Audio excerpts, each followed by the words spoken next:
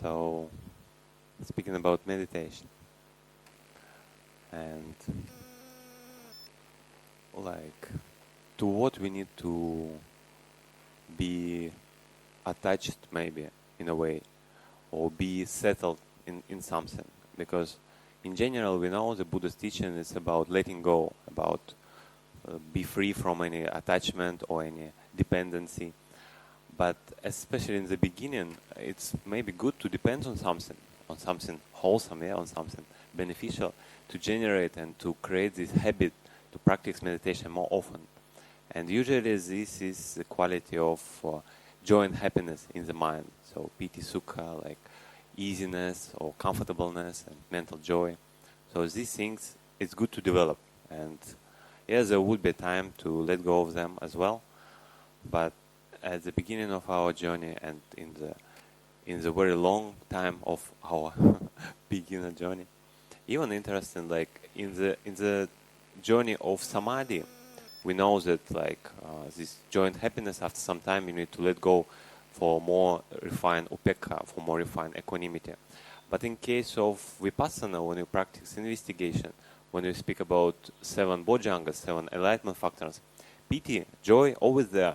So always when person investigates something, all this investigation come together with the joy.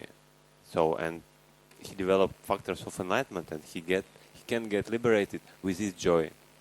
Interesting. So, and interesting to recall the very important turn, very important point in Buddha's investigation when Buddha walked on his journey. It's described in Mahāsaccakasutta in Majjhima Nikaya. So the context is he first tried, not maybe first, but for a long time he tried some ascetic practice. So he tried to some self-mortification, stop eating, stop breathing even, so very kind of severe asceticism. But then after like many years of practicing, he realized that he didn't attain anything what worthy of a noble person through these practices. So it's not leading to liberation. And then Sutta described, it occurred to him, he remembered when in his childhood, when he was a child, when his father working, he sit under the rose apple tree, and he recalls this, and on that occasion he was free from any unwholesome mental state, free from sensual desires or sensuality in general, and his mind was with thought and examination and full of joy and happiness born from this seclusion or separation. So this was his entry in the first jhana. And interestingly, why he recalled exactly this occasion? Because we know, from his part, at his beginner stage of spiritual practice, he practiced under the Alara Kalama teacher and another teacher, and there he attained quite fast and quite good, almost the best among all students, the arupa state, so the subtle, immaterial attainments. But even then he understood that no, it's not a part of liberation. I need to find something else. So interestingly, if person on that occasion when he recalled his childhood, he always says that this was an important turn in his practice. This was a kind of discovery, and interestingly, why discovery was in relation to his childhood, but not to his more latest, more mature, we may say, spiritual attainment of immaterial state or something like this. Because if one interpret the jhana what is described, it describes the first jhana. If one interprets it as a kind of state of absorption, it's not very different from subtle material attainment. But the Buddha clearly say it's not a way, it's different way. And interestingly, when we kind of drop the word jhana, if we don't think about the word jhana, but we think about description, what is described there. So the child, the small child, father working there, how he sit under the tree, very beautiful view, probably. And he not suddenly, but he become free from any unwholesome mental state. Is it possible for a child be free from unwholesome mental state?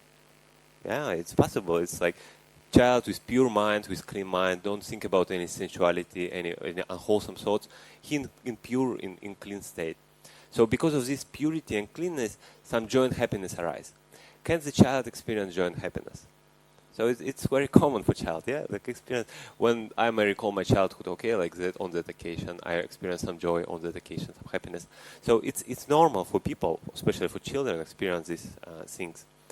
But normal people, like for example, I may, like in my childhood, I may enter in that state, maybe be in some time, but this thought would not occur to me that I may use this state, I may develop this joy and happiness, I may use it for my liberation. Yeah, like only the Buddha, like really, he asked himself, like, is it the way? Like, okay, I recall I was happy in my childhood. Is it the way to liberation? And the answer to him occurs, yes. Yes, it's a way to liberation. Only if you develop and cultivate this state, not just like recall and feel some nostalgia, oh, it was nice to be a child, now I'm old, body sick. But really develop this state and kind of cultivate.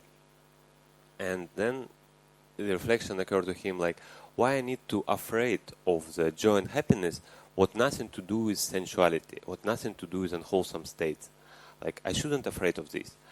Because this idea was very radical at that time. That time, all spiritual leaders, all spiritual people, they believe that way to develop their mind is only through dukkha, only through suffering. Like you kind of starve yourself almost up to the death, or you like stop breathing, or you like live like naked, almost don't wear anything. So like the way really is through some self-mortification or asceticism. And that's why when, at that moment, Buddha decided, okay, like this is the way, and I don't need to be afraid, and now I need some energy.